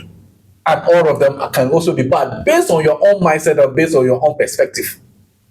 So the experience that I'm referencing that cost money, it is not the same with the one you are mentioning. It's not like every experience is equal. You can want to put it into money, but every experience is either it's not good, it's not bad, it's neutral. The same way, like everything we experience in life, emotions, everything is neutral. There is no positive and negative based on you. So it is not just when you use your money to buy, you live in Finland, you use your money to buy a ticket to go to Germany or to go to the UK or to go to Spain. Those are not the kind of experiences you mean. You mean daily living experiences and the life. choices that we make now matter in that future that we are going to. I'm telling you, it is not about, oh, I go here, I know here. Oh, it's not about those. It's about understanding the process of life. What is the lowest experience or downtime you have ever had as a migrant living abroad? When I have to wake up in the morning to go to work. I'll sit in my bed, especially if I have to wake up early in the morning. If it's 8, 9, me, I like to sleep in, like, have like my sleep up to it. So if I have to wake up, and I'll sit in my bed. And in my bed, that's what I'm saying, there's always something in you that you yell for. And then I sit in my bed, I'm like, how long am I going to do this? I feel like I can give more. You understand? I feel like, no, I'm wasting time. I feel like, no, I'm somebody who can give more than what I'm giving now because I'm not being. So imagine you come here as, let's take, for example, you are like a bachelor or engineer in Africa, right? Mm-hmm. You come here and you have to be a cleaner. You get what I mean? Yeah. When you wake up, you want to go and be a cleaner. You see yourself that you've studied, you've done something that you can give more than what you're giving. Then in that way, because you have to, so that is when you have to put yourself on timing. That because I'm not happy with these things, I don't want to see myself doing this in the next 3 years. So I have to give time for that. So your happiness. So you give time so that you can create different form of happiness into doing what you don't like because you're giving time to it that I'm doing this thing for the time being just to be able to move myself from this situation because you have to be able, at a certain point in your life, you have to go lower. What is the reason then why people stay in jobs they do not like for a long time? That's why I said they don't think about themselves. So you don't like the job, right? And now you're doing it. You get the money. The reason why you're doing is that when you get the money, when you are getting all the experience, you have to use that one to create something that you like for yourself. But what do we do here? We use the money, go think about some fantasy house, build a house in Africa, and they're still doing the same thing for many years. And they are still not happy. And they're still doing the same thing. And they are still not happy. So that means that now you live in a life where you don't even appreciate yourself because you're not even adding the value. You don't even think about yourself, your own mental state, because you know you are not happy. You know you are not, but you only focusing happiness into money because you can never associate money into happiness. So many people have money, but they are not happy. But you have to do what you love. Deep inside your heart, there is something that you will not struggle to do. You have to find that thing. What is it that they can call you every day in the night? You can jump and do it. There's always something that even if you are sleeping, somebody call you, you will not even complain. Find that thing, because everyone in this life form have one golden door there for you, and that golden door is always waiting for you to open. But before you get to that golden door, there are so many empty doors that you have to open before you get to that door. You have lived in Nigeria. You've lived in the UK. You've lived in Ukraine. You had a stint in Denmark. You have lived in Norway. Now you are living in Finland. Which of these countries gave you the best experience? Wow. Experience grow, and we grow. You understand? I say that when you cannot criticize your past, it means that there's something wrong with you. It's always important to go back and say, oh, when I was doing some stupid thing, like that's a sign of growth. So when you go back in time, maybe go to your childhood and you don't see like you're doing some stupid thing, that means that there is no upgrade in your own thinking. So you have to be able to criticize your younger self to know that. So when I check on all this experience, there are some crazy stuff I did, like I cannot mention the color because like risk we taking, like high risk, because sometimes you'll be at a place that, for me, like I said, I've always, like even in my immigration status and everything, I've always not the type that want to wait for the last minute. You understand? Even if I want to renew my permit, I'll always renew it like maybe like 5 months before everything, because I want to understand what is going to happen and know my next move. I don't want to do things in the last minute. People wait so much time and they want to do things in the last minute and they want magic to happen in the last minute. Life doesn't work like that. So in those places, even though like in terms of races and in terms of what it is, but for me, somebody might feel like maybe it's a bad experience, but for me, it's an enjoyment. I like it. I enjoy those things. Everything that is so bad is what I enjoy. You know why I'm saying that? No. You have to be able to understand that in this life, your mind is your tool, right? Even when they say in the Bible that the devil control people's, nobody controls you. It's your mind. So I don't give my power to somebody. So you see, let me give you a situation. Somebody does something to you. Mm-hmm. They are chilling, and you are here crying. It means that they become your demigod. You've given them your power. Because you are thinking about them. Now I've done something to me, I'm there chilling, having some party. You are here thinking about it, crying. Now this thing has done this thing to me. And you are now craving, you are sad. Now I have been able to change your mood. I've been able to change your energy. And now you are crying. It means you're worshiping me. Wow. So why would I allow somebody who have done something to me still control my energy? So if you have done something to me, I need to reverse that energy back to you. And how do you reverse the energy? It's not caring about what they've done. It's not getting attached to it. Okay, you've done me something wrong. I've not done anything wrong. So it's your business. They need to go and start thinking that, oh, this thing I did to this person, how is he feeling? They need to go through that stress. You need to be happy and do your own thing.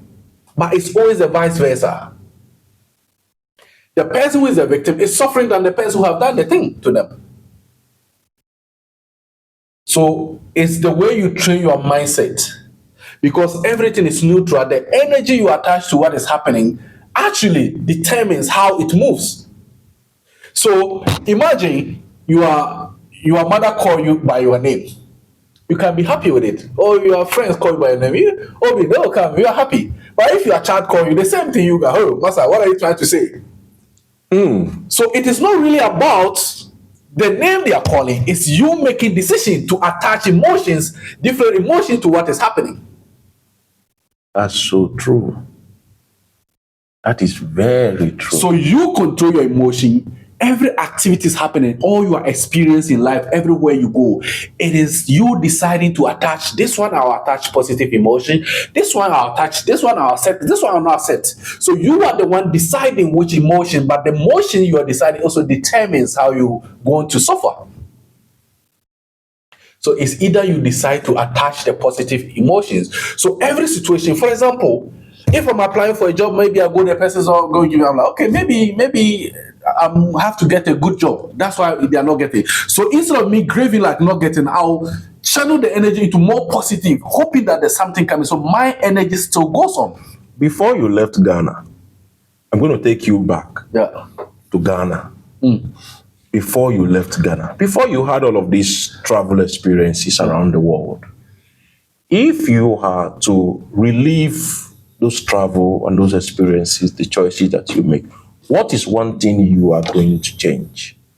I don't think I'll ever change anything in my story. You don't? Never. I'll never change anything in my story. I think, why would I change actually? If I want to go back in time and say, why would I change? Man, because my story is more like a movie. And I enjoy the movie. Because it's coming with a series of things happening all the time. And for me, I'm just enjoying the movie because I don't actually care.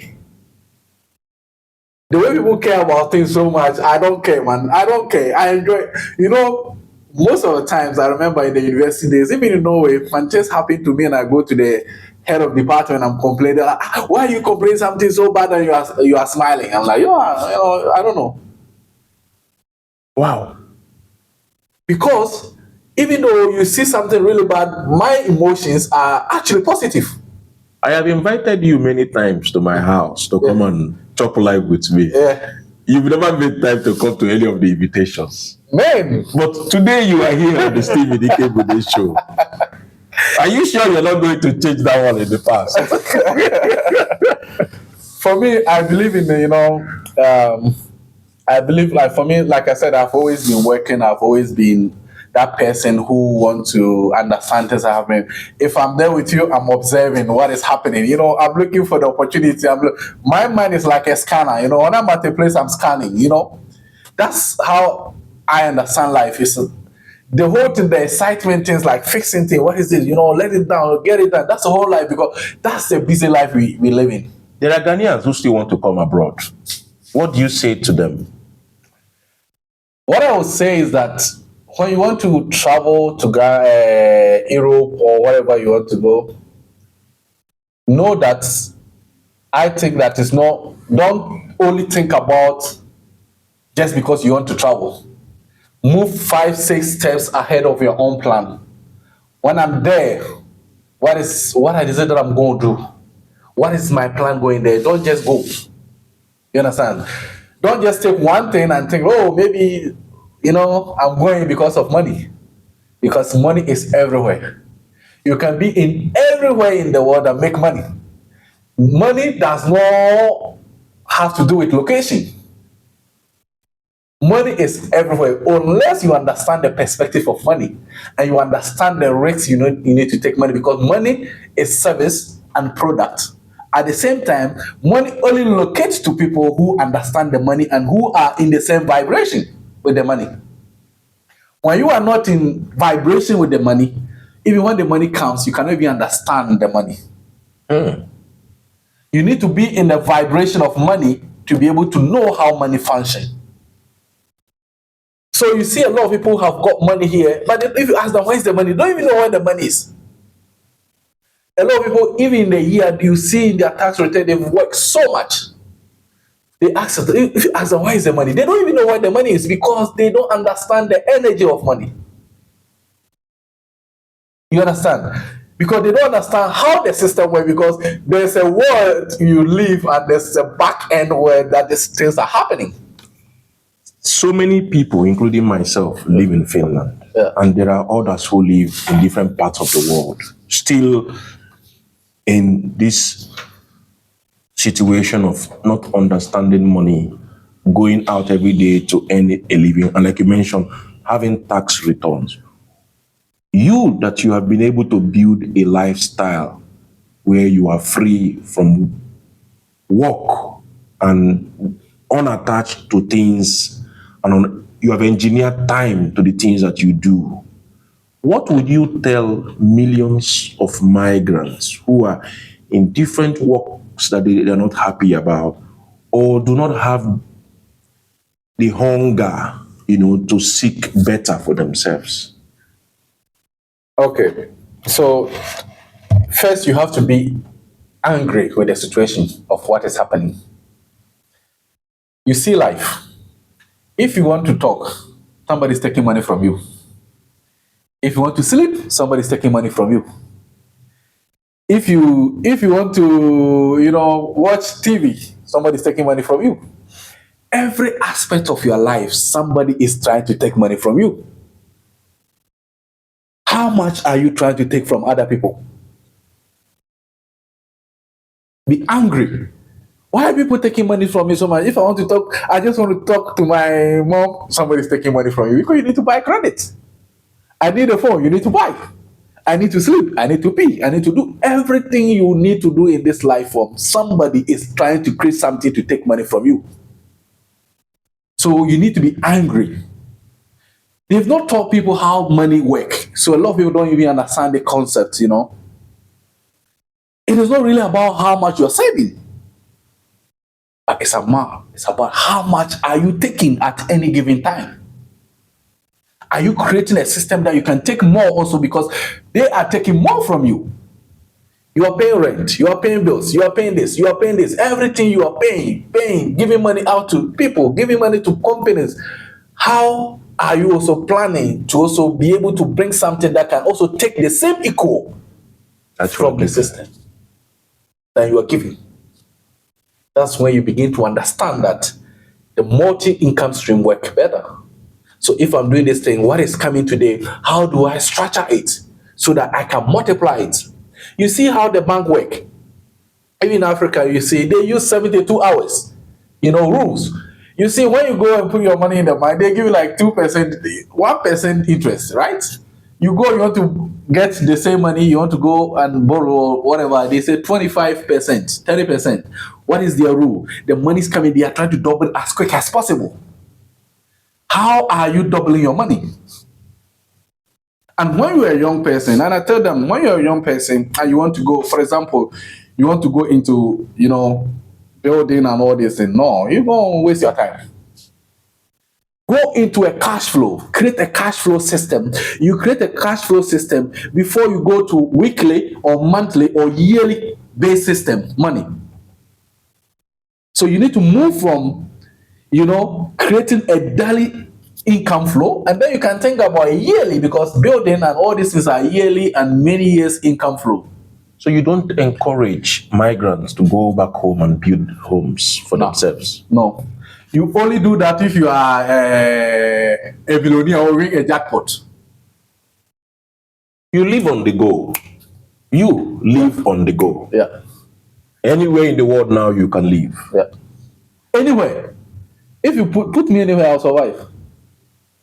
Because it is not really about, you see, let me tell you something. It's the way your mind work. You understand? And the way you understand opportunities. Everywhere you be put to, when you walk on the street, you see the opportunity there. Here, if you walk in Varsity, do you see opportunities? But why are people not tapping into those opportunities? Because low self-esteem. They don't believe they can even do it. Do you think the shame of starting, or the shame of stopping in between, or the shame of being called a loser, restricts migrants from trying in environments they live in? Some of them are not focused. They don't know where they are. They don't know what they want. They just come to Europe. They don't understand even the whole concept they are living. They don't even understand why they are here. So if you don't even have the basic of understanding where you are and where you want to go, how you play life, life will just play you. Because you don't focus. You don't even know what you want to do. You just here, you work, you come home, you eat, you sleep. The life of routines. You understand? You don't even think, what is my plan here? What do I need to do here? You have to make a decision. Do I want to stay here? Or do I want to go home? If I want to stay here, what are the things? How do I create a system that can create a good, comfortable income for me that I can relax? You understand? If I'm trying to go back to Africa, how do I create a good, comfortable system that I can go and I'll be relaxed? So you need to understand your part. You need to understand where you want to go.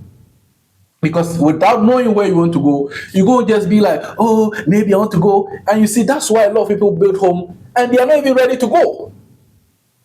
What do you mean? They build Home in Africa, but they are not ready to go. If you ask them to go today, they will be crying. What? What is the reason behind it? Because they don't know what they want. Because they have been at home, oh, me, I'll go in 2 years. But if you ask them go now, they cannot go. They don't even want to go. Do you think they are doing it because other people before them have done it? Because it's a routine.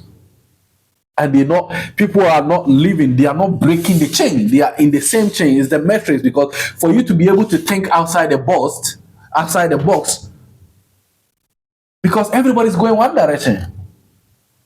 But only the few understand and move out of that direction. Because why would you live here, you spend so much of your time, all the energy you put in Africa, and then you don't want to go? What does that mean? Wow. You earn your money here in Finland or in Europe or in the US, and then you take all that money, all your sweat, all the struggle, you push everything to Africa, and you don't want to go. So when do you want to go? You want to go when you are at 60 and then you go there, you live there 2 years and you die? What is the whole point? What is your game plan? If you think you're not going, then build the house, build everything here, build the life here, create the system, create income stream here. Why are you frustrated? Why is your ways are like, oh, me, I'll go, me, I'll not go? You are in between. The in-betweens, is that a bad place to be in? The worst place, man. Because how can your brain and the universe even work in your favor when you are even when you don't even know your direction? How can you understand? How can the universe even understand you when you don't even know what you want to do? Oh man. Silas, you have opened even my own eye. I came here to have a chit chat. Now it has become orientation for me. So the concept of being aware and trying to understand that everything that we are doing is just for a short time. So we have to be able to make use of the time very well. We have to understand that we are on a time bomb. So you have to be able to understand your own decision, because you never win nothing. The only thing we win is experience. What? The only thing you win in life is experience. You never win nothing. The house is not for you. You see all this house, the owners, where are they? Nobody even know them. The only thing we win is experience. You never win nothing. What do you win? What do you win in this life form? What do you win? Nothing you win. So you allow yourself for experience. So when you do something and that thing did not work, you understand, okay, the lesson of that experience, you grow with it, you use it for another. You grow like that. Do you belong to the Ghanaian community in Finland?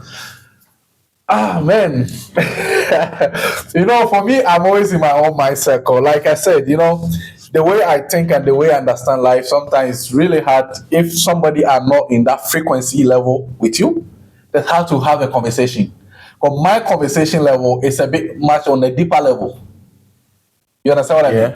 Because the whole point is that we not just here, here, Europe, what was it? You understand? We need to understand that there's more to what we are doing. It is a serious game we are playing, no joke. So you are detached from the Ghanaian community? Not like detached, but it's not like detached, but I'm not really, in the Ghanaian community speaking all this thing, but, always in my quiet place. No, because with your wealth of experience and knowledge, you could be, a force to illuminate a lot of. But I try to have a conversation on different platforms, talk to, I have people who call me, like we talk different platforms about how to, break through all this channel and how to understand. And for me also, sometimes I have people also calling me with these things. People know and other people know. If they have problems, they call me. We talk, Because everything you've just said now is not just applicable to Ghanaians, Nigerians. It's even applicable to anybody who has Real life. real life experiences and how you can break free from the shackles of the system. You see, what do you learn in life? Do you become? You only become based on your experience. You can have every certificate you have in this world, but when you go to a job, they will ask you how many years experience do you have. Why did they ask that? Because experience teach you more lesson. You understand? So you have to be able to allow yourself to those experiences. And people think that, oh, we have bad and good experiences. There is no bad and good experiences. Now that you have mentioned in between, and now you mention good or bad. Yeah. Somebody who has tried in the past some of the things that you have mentioned, either to start a business and have had a difficult or a bad experience there, or has tried to create his own business here and it didn't go as his plan. And now he's torn in between. Should I try again or should I stay on currently what I'm doing? What would you say to such migrants? You only stop when you die. You only stop when you die. The day you die, game over. Since you are still alive, it never stops. Keep going. Because you are looking for this golden gate, and in that golden gate, you need so much experience. You need to open so many gates before you can reach that golden gate. That is why when somebody is rich through process, their mind works different. And when you win a lottery, your mind works different. Because when you're building something, you grow with the vibration of the money. And when money just throws to you, you are like, oh gosh, what is this? Because your energy has not been through that. So what happens here is that, let me tell you something. When you're doing something and you fail, you have never failed. You've got the lesson. You've got understand. I have done so many different kind of business. Man, I've done mobile phone business. I've done home use business. I've done so many. I've done almost like 10, 20 business. Each one of the business is who I am today. Without those experience, I can never be where I am today, because you know why? I'll be afraid. Because as I'm here now, if I close my eyes and they're like, oh, now we have 200 billion for you, I'm like, okay, bring it. I'm not even going to think about it because I know exactly where I'm going to put the money. Because your yesterday's experiences have prepared you for today. So I don't knowing care what you're going to do tomorrow. Exactly. So the things that I've been doing and doing all this, race, I was in school, I'm traveling all the way to Nigeria, I'm buying things, I'm coming, I'm going here. I understand how it functions. I've built a character.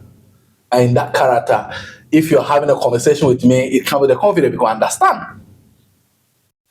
How would you get this experience when you say, oh, me, I want to be here. When I'm 50, I'll go home and open some business. Where is that experience you're going to take with you to do that business? That's a very serious question. Why is that experience you're going to take with you? That means that your business is going to go down because you think you can just work, you get money, maybe you're in 50s, 60s, you are like, okay, now I'm home, I have money, I'm going back home, open a business. Man, all the money will go. Because you are inexperienced. You've never even understand how money functions. So even when you go there, what will happen is that you go to invest the money like 1 month, you expect that you get all the money back, and when you don't get, you are frustrated because you don't even understand how money works. Because when you are in the business world, money coming is not for you. It's like a toffee. You just roll it, you put it there. You don't chew, you don't bite. When the first part of the episode, you told us that when people were thinking about they're going to build a house before 35 or do this before this one, those were not your concerns. Let me tell you something. When I was in Africa, I built house for my family before even reaching my 35. You know what happened? Because I remember way back when I started my phone business, I bought a house, I bought a land. And that time when I bought the land, even I remember, I have to show that it's for somebody because I was still young, like doing my business. So, but mobile phone business was giving me money, but I could not relate to that But people were, like, because that was 50, 60% interest. You understand? I remember before I traveled to Europe, I've already started the foundation. Put the foundation, and I remember those guys who were in the market with me. We were selling the business, selling the phones. When they started to build, they were going so fast building. I'm like, man, you guys you have to think about your capital. You don't go too much. So I just secured the land, and then I was just putting my business in there. When I travel, and then, for example, when I came to Europe, and then I started working in Norway, and then like I have calls, people were like, oh, can you now, start working on your land and all these things? But you know what I did? I said I'm never and ever going to use my money I work to go into the land. So that was the principle I was taking. That I'll not work at the end of the month, I get money, I'll send it home, put in there. No, I'll never do that. So what I did was that I started investing my money into America, buying cars from America, taking them home. So when I sell the profits, I get it. I use small part of it, go there, do something small, and then return the money to America, and then buy another car again and bring it. So I was always using my profit to go into the land. Okay. And then what happened is that then I started doing home use business. I started like my home use business in Norway, where I'll go like sometimes you have like chairs, TVs, I'll buy them and send them to Ghana. When I get profit on it, I bring the money back, and then I'll use the profit to go on the house. And so I built my house with my capital intact. Using only your profits. Because I will not work a month and use my money to go and do physical things. No. Do you recommend that for people? I would never recommend you to work a day and you send your money home and say you are using to build house. No, it doesn't make sense. Because the point is that the money that you are putting, it is not returning. So why don't you create something with the money you are getting and use the profit and still keep your capital? You understand what I mean? Yeah, I do. So if I have $100,000, I want to put in the house. If the 100,000 go, nothing will come. But if I put the 100,000 into something, maybe buy and sell, and I get a profit of 10%, I'll use the 10% to go to part of the house and continue some part, and then return again, use it again. Then I'm still keeping my capital and still going, and that's how it works. We use only profit to build properties. So you can only do that if you are some crazy politician and you have money there and you want to build. But if you are somebody who is trying to build wealth for yourself as a young person, and you start building, you will collapse. And that's serious, because many people go because you will suffer. So from there, let me tell you something interesting. From there, when I came to Finland, that time I've done that to the point where I'm already finishing. Okay. I'm already finishing. I was in Ghana and that time I was also doing some business. I started doing some business home where like I was more like a distributor for Chinese company. I was doing like home use. So I was having at least 3 or 4 business at the same time running into. So I saw that one of them was giving me stress. So I decided to, let it go, The next day I was in Ghana and then I was going to buy doors for my property, which I'll tell about, that house I was talking about. Yeah. I went to the market. I was looking for exact doors I was not getting, and the doors were many. And then I saw that the price was too much. Instantly, I told my friend, you know what, let's start door business. I used the money, gave him part of it, go and look for a shop. Let's rent the shop. I'm going back. When I go, I'm going to think about how we're going to start the door business. So instantly, that's how I started my door business, Sidom. That was how you began Sidom Doors. Yeah. For those of you who live in Ghana, check online. Maybe it might even be in your own location. Even I know you have multiple locations. 9 locations. 9 locations in Ghana. Yeah. Where you sell Sidom Doors. Yeah. So you got the idea of Sidom Doors from Ghana. From Ghana. While you were trying to furnish your house. Yeah. Wow. I was trying to buy my doors. I went to the place. I'm like, no, I don't like these doors. Check out Sidom Doors if you are in Ghana and if you want to have collaboration. Sidom Doors. He's the founder and owner of Sidom Doors. Ale, you have really done well for So yourself. interestingly, like in life, you don't wait because instant I knew that was the opportunity, that was the goal, that was the next steps. And you converted it. And then I told my friend in the market, I divided the money into two because I was actually flying the same night. Take it, go look for a place. Let's start this thing. When I came, I was in the room. I imagine everything that you see right now from the same day. All the plan, everything was imagination from the same day. And that's what I'm saying. Your mind is the tool.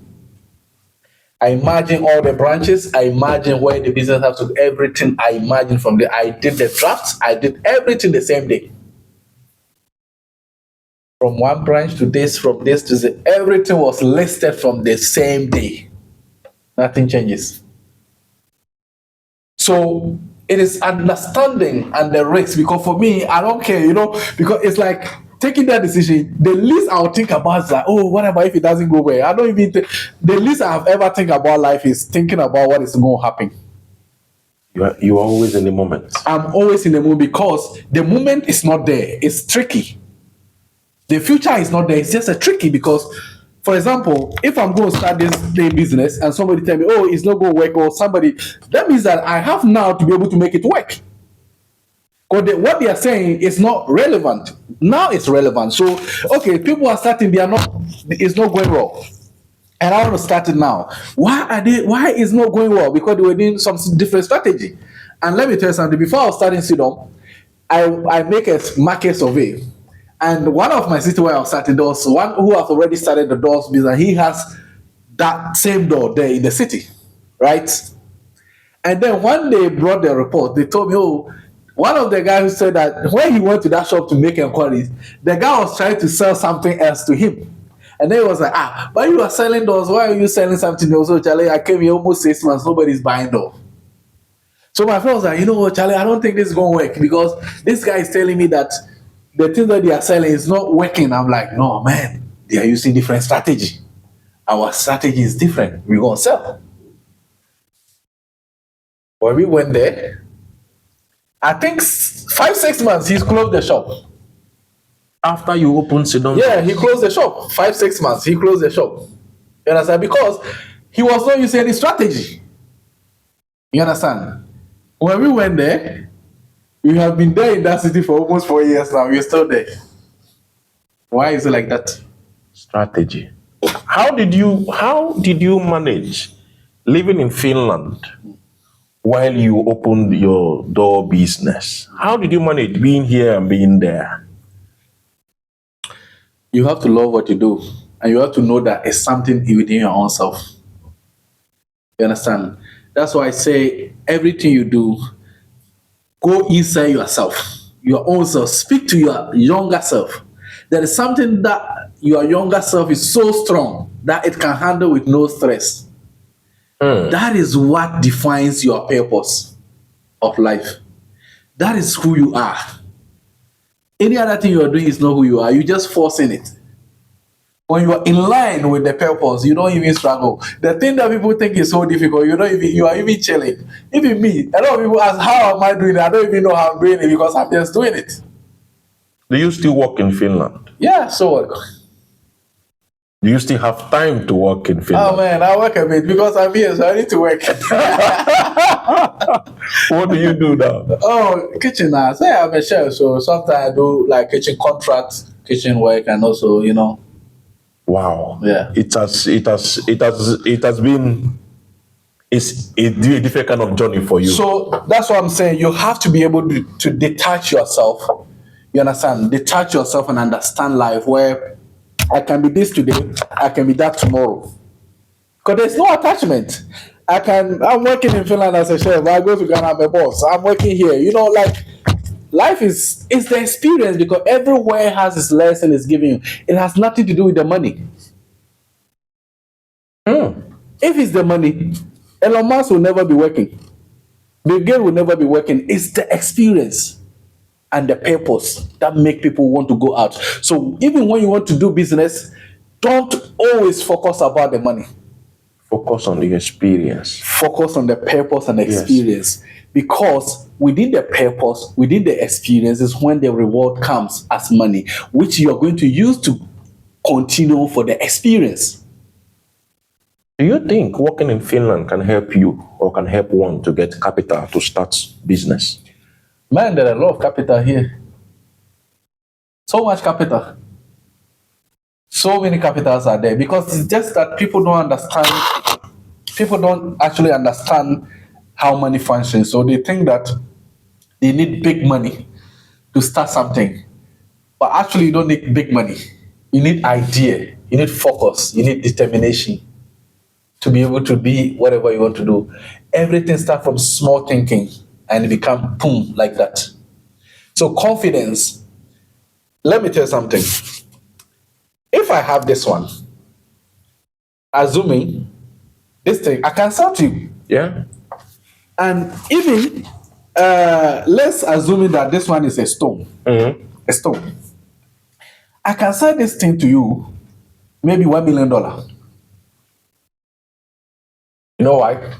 Because I can place value into this, which is a stone, and you will see the need why you want to buy. How will you do it? I can say, you know, Charlie, this is a stone. This stone, if you put it on your neck, it drives bad energy. This stone, if you have it, vibration, you can be very. I can give a hope into this and put hope and your faith into this thing, and it become value for you. And then you understand that, okay, I want to give you money to get this thing. So there is always money somewhere, but then you find something and put value On it. on it. And you see money comes because money has only two rules: product and service. So what product are you creating and what service are you rendering? And then you get money. Because it's a reward. You can't just get money. You need to create something. You need to solve problem. What is it that I can solve here? I told you when I was trying to do the mobile car wash, if it was like I saw it, no, there's no mobile car, but the thing about here, Finland people don't like the luxury life. It was in Dubai, having a mobile, car wash could be one of the biggest. Could be $1 million business. Hold on. So that we don't get off some of the points here. In your journey that you mentioned, you have practically lived in. We have we have cookies. We are just having conversation and chilling and trying to enjoy our time while we discuss the lived experiences that Silas has had. You lived in the UK. English is the official language. No. You lived in Ukraine. English is not the official language. You lived in Denmark. English is not official in Denmark. In Norway, they speak Norwegian. Yeah. Now you live in Finland, where Finnish and Swedish are spoken. Yeah. As a Ghanaian migrant, how were you able to survive in these countries where English is not spoken? There's only one common language: money. Otherwise, it's money. There's only one common language: it's money. You understand what I mean? I remember when I work in Norway, I was in this hotel that we were working, and then they told us that this hotel is going to be shut down. Instantly, I went to the manager. I'm like, what is happening here? They said, oh, the hotel is sold out. They sold the hotel, so new company is taking over. I asked him, but what are they doing with the staff inside here?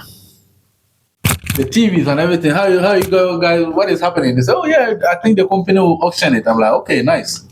I was in Ghana. I went to Ghana for holidays. I came. I'm like, let me go and check this hotel. What is happening there? I went there. I saw they were bringing the TVs, everything out. I went to the lady. I'm like, hey, you might buy these TVs because I have a project in Ghana and everything now. So yeah, we are trying to sell them. So you can come. Let's have a meeting. 42 inches and 32 inches, 350 TVs. The day for the meeting, I went there, have a meeting like okay, 20 euros per one. I just put my car, boom, pay the TVs. There were some Ghanaians, Nigerians, everything. They were bringing the TV to the ocean inside. They never thought like trying to initiate deal. Wow. Why? Because you don't even have the confidence. You understand? I walked to a hospital in Norway. Big hospital. Actually, I'm looking for the department in charge of machine and equipment. They're like, oh yeah, you can schedule a meeting. I'm like, hey, do you have any machine that you don't use we can be used in Africa? They show me. I go. I'm like, okay. Sometimes they'll sell some of them. Sometimes, oh, you can take it for free. I take it. I sell it home. This was how you were surviving. So there's always money around. You get what I mean? Imagine even here, if you want to create a business, just hire maybe even more machine, have maybe a van, walk to somebody's house, go to the rich neighborhood. You go there, hey, I'm just passing your glasses. Can I do for you? He'll give you maybe 50 euros. Go to the house every day. If you do for how much are you money you gonna make? So the language you were speaking in these countries, Money language, man. Wow. Because you have to create, you don't need to sit down and say, oh, there's not employment. You have to create the employment for yourself. Find a way to create the employment for yourself. You are in a society where things are happening. Observe what is happening. You can create the employment for yourself. You understand? Here, let me tell you something. If I want to do a job, if I want to create a job now, I can create a job. How would I create a job? Maybe I'll buy a van. Maybe when I buy a van, I'll go and rent a warehouse. Here, there are a lot of people who every day want to move out. For example, when I was moving, I threw most of my stuff away. I'll put it in that warehouse. Do you want to move? I come and pick you. I go. You want to throw it away? No, don't throw it. Even they will pay you money for throwing it away. I'll go and put it in my warehouse. After that, I'll put it back online to sell. If nobody says I can load in the container and say take it to Africa and sell it, isn't it a job? There is unlimited.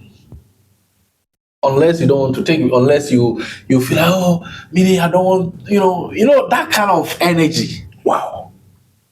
Silas, you have lived a different experience than I myself couldn't even think of. So you have to smell the money. Smell the easy way. You have heard from him. He has told you that the language he spoke as a migrant was that of money. And that language has kept him in his journey. And he has been able to live in different cities, in different parts of the world. Charlie, I thank you. And I thank you especially for coming to the Stephen Ikebude Show. Charlie, all the best. There is so much that is to be discussed. There's so much discussed. So This one after some time, you talk more. Sincerely speaking, it's non-stopping conversation. I would want to speak this language of money.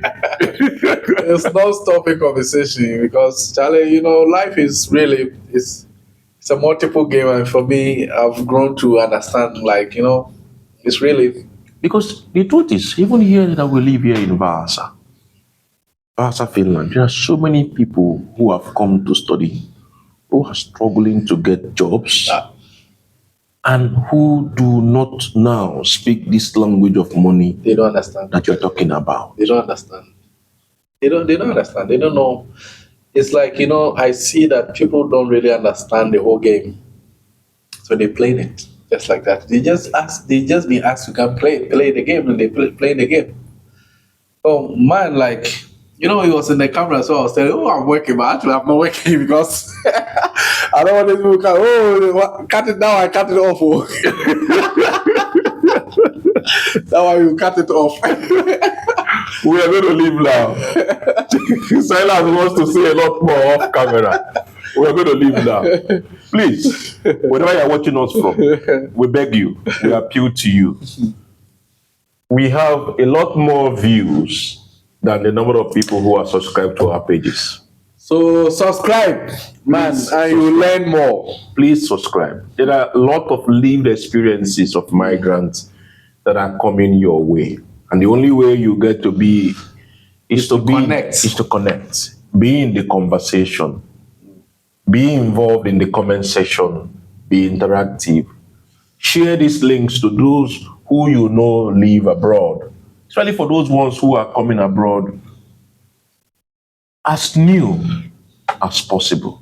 And for those who have lived here for many years, this is something to help change the paradigm. Many follow the Joneses, and before they know it, time has long been spent, only for them to realize it at the tail end of their migration. We hope you're going to be part of us in our next episode, and we hope that at the end of this, you're not going to forget to subscribe. Thank you, and have a good one. Silas, Yeah, man. thank you very much. Yeah, man. Thank you for your time. Yeah, man. See you. See you.